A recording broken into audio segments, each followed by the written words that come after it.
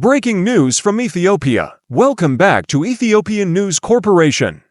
We're following breaking developments in Ethiopia's Tigray region, where the Tigray People's Liberation Front, or TPLF, has reportedly dissolved the region's interim government in a surprise forceful move. This escalation threatens to unravel a fragile peace process. Let's unpack what's happening and why it matters. According to regional sources, armed TPLF fighters stormed government buildings in Mekelle, Tigray's capital, earlier today. Witnesses report the interim administration appointed after the 2020 Pretoria peace agreement was forcibly removed. The interim leaders had been tasked with rebuilding the war-torn region and implementing the peace deal, but following TPLF's forceful move, they fled to Addis Ababa, Ethiopian capital. The TPLF has yet to issue an official statement. To understand why this matters, we need context.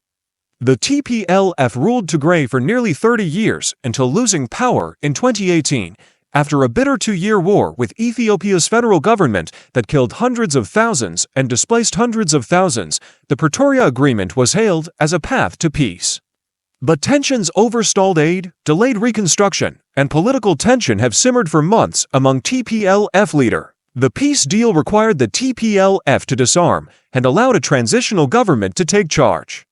But TPLF accused the interim body of sidelining local voices and failing to address atrocities committed during the war.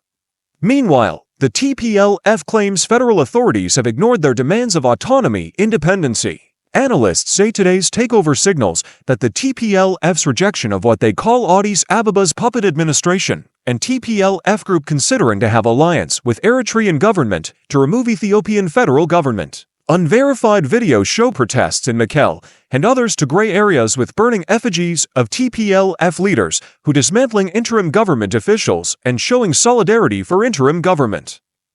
Some, however, quietly support the TPLF's return, citing distrust in the transitional body. The international community is watching closely.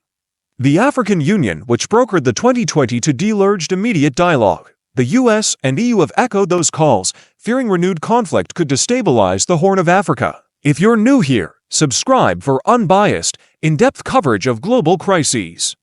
Drop a comment. Should the international community step in? Or is this Ethiopia's internal matter?